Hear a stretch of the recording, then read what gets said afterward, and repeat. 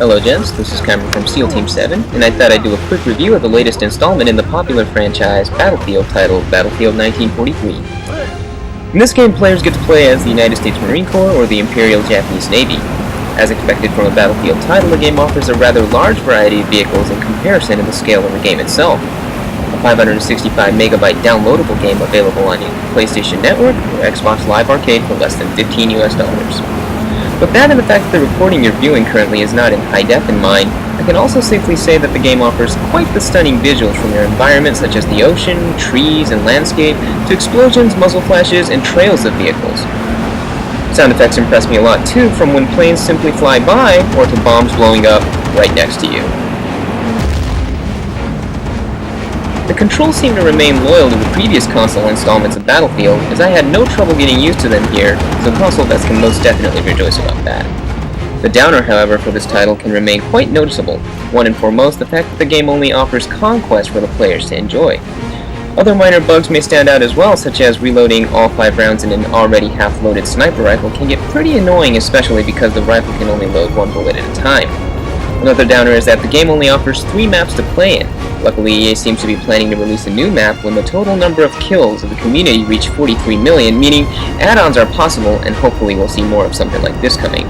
If those wasn't a letdown, the game also only offers 3 classes of infantry for you to pick from, each of course with their pros and cons.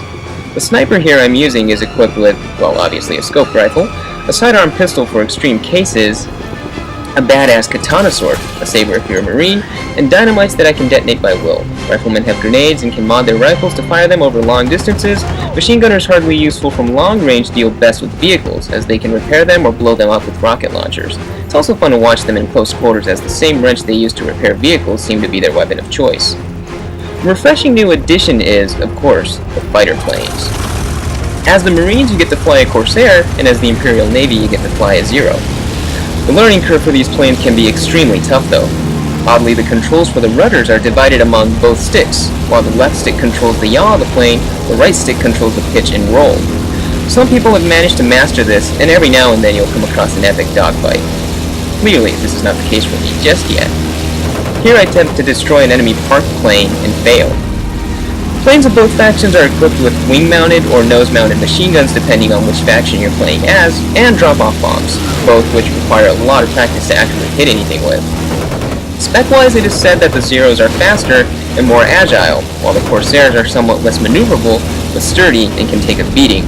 While I believe this to be true, I haven't confirmed anything on this, so don't take my word for it though.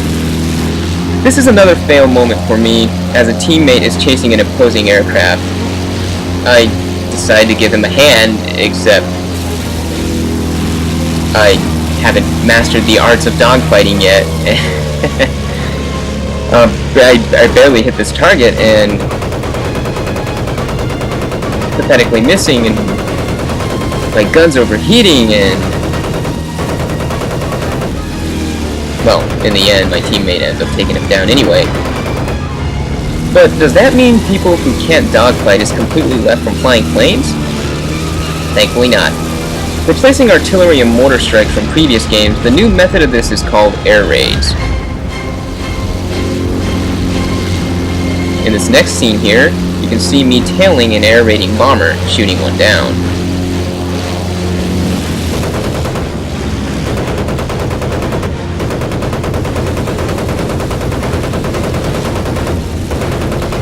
So what are air raids, you say? You'll find one of these radio towers across the map which you can get into to request an air raid. From then on, you take control of a powerful flock of bombers, which are vulnerable to fighters and quite slow, but can release a devastating bomb run, leaving most buildings and annihilating enemies within the blast radius.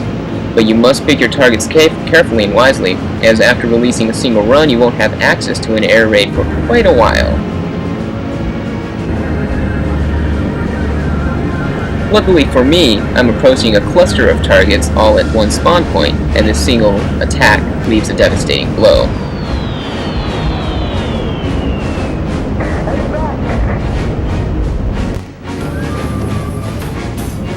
As in any other Battlefield title, teamwork is essential to victory. Here a teammate and I were planning to go gun-ho and ride a control point in a stolen vehicle, until we realized the hard way that the bridge we planned to cross had been destroyed due to a previous air raid. Fail.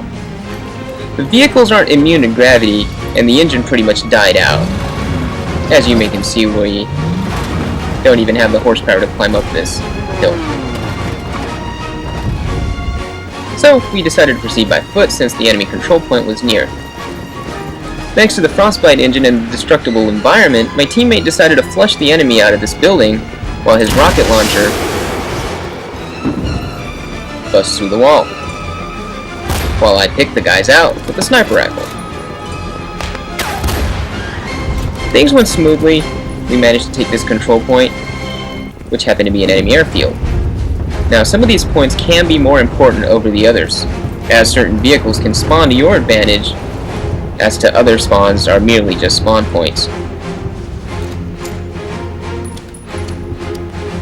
Here you can see the bug I was talking about earlier, where I've only fired 2 rounds, but my character decided to load 5 bullets into it.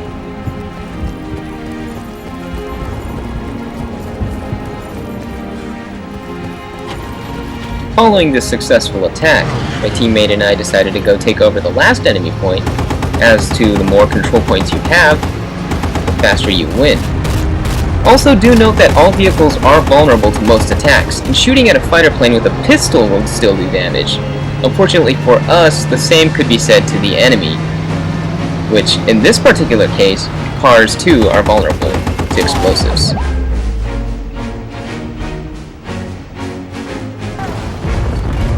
And of course, if teamwork isn't your thing, Lone Wolf isn't entirely impossible as well. In fact, I believe most players have their epic moments as a one-man army fighting hordes of enemies off the spawn point, defending it, or maintaining air superiority in the same plane you started with.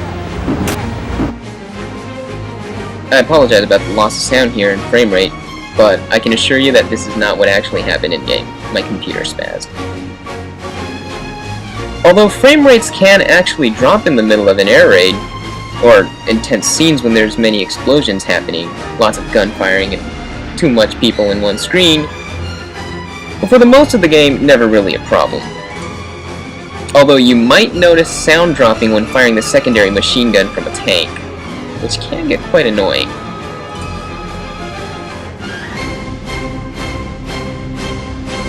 Back on topic, if you were going Lone Wolf and sniping is no longer an option, such as my current case here, as I have to resort to close quarter combat, you'll find that the tank is your best friend. It's slow, but devastating against infantrymen. Not only is it devastating, but it can sure take a beating. Here I'm taking multiple hits by rockets from behind, but my shield and armor remains high. As I successfully defend off the hordes and my teammates start to arrive, ironically, it's my teammate who heals my tank in the end to prepare me for the next assault on the next flag. In other words, it's always more comfortable to have a teammate on your back. Trophies are fairly easily obtainable. You'll probably find yourself a platinum in a day or 2. All in all, Battlefield 1943 has definitely set up a new benchmark for future downloadable titles, especially at a shocking price of $14.99 or 1,200 Xbox Live Arcade points. This isn't a title you want to download because you have a few dollars lying around, but rather a title you must pick up if you're a fan of online shooters.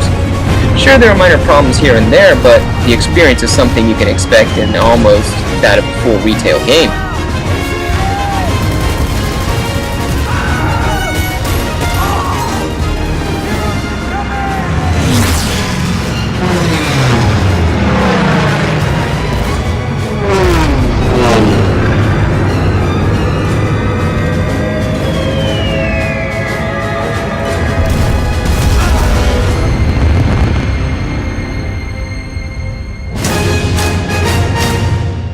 Battlefield 1943, now available on the PlayStation 3 and Xbox 360.